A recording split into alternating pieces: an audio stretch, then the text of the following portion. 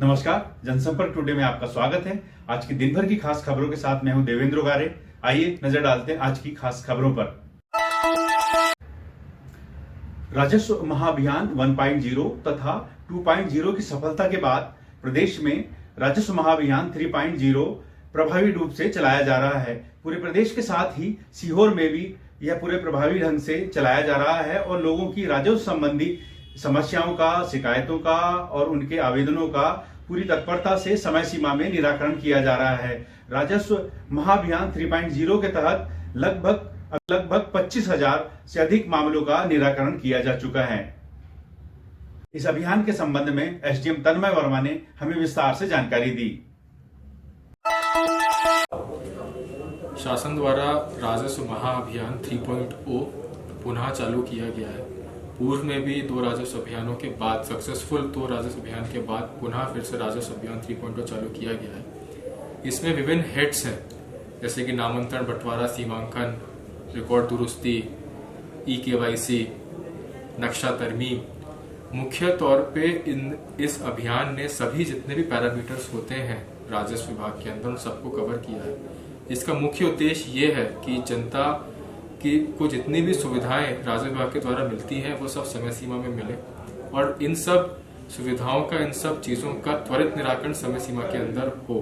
राजस्व महाअभियान के अंदर सीहोर जिले में, सीहोर सब डिवीजन में बहुत अच्छा काम हो रहा है। जनता मेरे पास आ रही है जो कि संतुष्ट है। बहुत सारे इसमें हेड्स हैं जिसमें जनता खुद भी लोग अपने ऑनलाइन जाकर अपनी ई-केवाईसी कर सकते हैं, लिंक के माध्यम से अन्य सुविधाओं का लाभ ले सकते हैं। उनके बारे में भी हम अपने पटवारियों के माध्यम से और अन्य लोगों के माध्यम से लोगों को अवगत करा रहे हैं ताकि उनका काम और आसान हो जाए। मेरी सबसे यही अपील है कि आप सभी लोग राजस्व महाअभियान के बारे में सभी को बताएं, अपने लैंड रिकॉर्ड को ई-केवाईसी कराएं और अपने और भी अगर कोई वो सुविधा लेना चाहते हैं तो अभियान के अंदर जरूर लें। धन्यवाद। तहसील शामपुर, जिला सीहोर, दोराहा का निवासी हूँ। मेरा ई-केवाईसी पटवारी जी द्वारा दोराहा में किया गया है। इसका मैं शासन प्रशासन में जो भी ये अभियान चल रहा है 3.0, इसका मैं सभी शासन प्रशासन का आभार व्यक्त करता हूँ, अभिनंदन करता हूँ। ये बहुत अच्छी स्कीम है।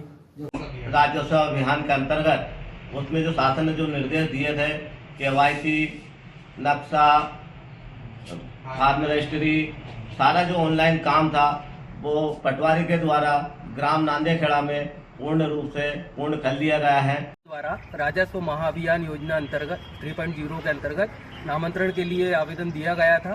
तहसील के द्वारा बहुत अच्छे से नामांतरण किया जा चुका है और शासन की बहुत अच्छी योजना है। बहुत बहुत धन्यवाद।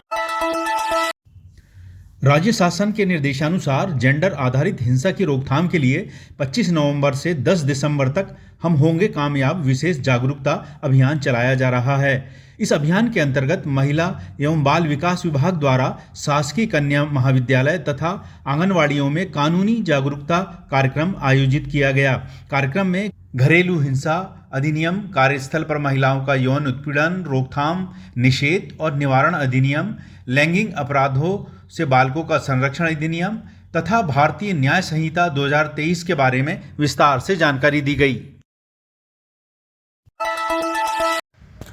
पिछड़ा वर्ग के विद्यार्थियों की अध्ययनरत संस्थाओं में 75% से अधिक उपस्थिति सुनिश्चित करने के लिए सभी शैक्षणिक संस्थाओं को यूनिक आईडी आधार बेस्ड बायोमेट्रिक उपस्थिति दर्ज करने के निर्देश दिए गए हैं। यह निर्देश पिछड़ा वर्ग राज्य मंत्री स्वतंत्र प्रभार श्रीमती कृष्णा गौर ने मंत्रालय में आयोजित समीक्षा बैठक में दिए। अचल संपत्ति क्रय विक्रय के अनुबंध का पंजीयन आवश्यक है। भारतीय रजिस्ट्रीकरण अधिनियम 1908 की धारा 17 के अंतर्गत अचल संपत्तियों जैसे भूमि, भवन, फ्लैट, मकान, दुकान, प्लाट, गोडाउन, कार्यालय आदि खरीदने या विक्रय के एग्रीमेंट का पंजीयन सब रजिस्ट्रार कार्यालय में कराना अनिवार्य है। केवल स्टाम्प पर लिखे गए नोटराइज्ड अनुबंध कानूनी अधिकार प्रदान नहीं करते हैं। सरकारी योजनाओं का लाभ पाने के लिए अब ई-केवाईसी और समग्र आईडी अनिवार्य कर दी गई है।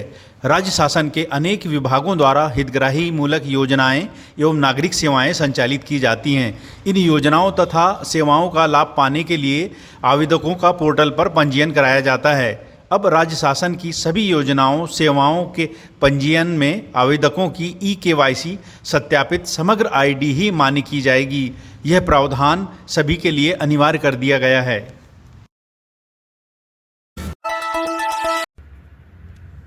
कल फिर मिलते हैं दिन भर की खास खबरों के साथ। तब तक के लिए नमस्कार।